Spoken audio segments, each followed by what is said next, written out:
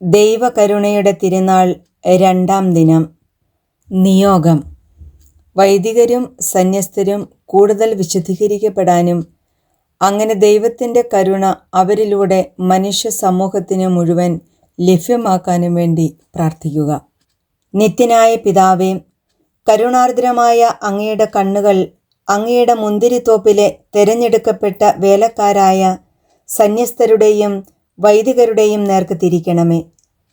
അങ്ങയുടെ അനുഗ്രഹങ്ങൾ കൊണ്ട് അവരെ ആഭരണമണിയിക്കണമേ.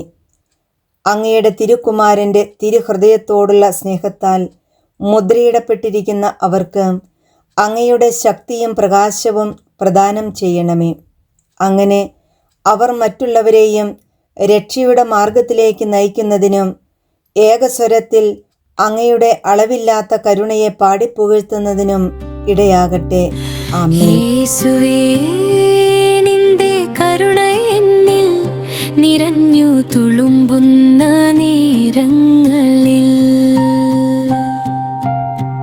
മനസ്സിൽ ശാന്തി പെയ്യുന്നു, ആത്മാപ്രകാശം വിരിയുന്നു.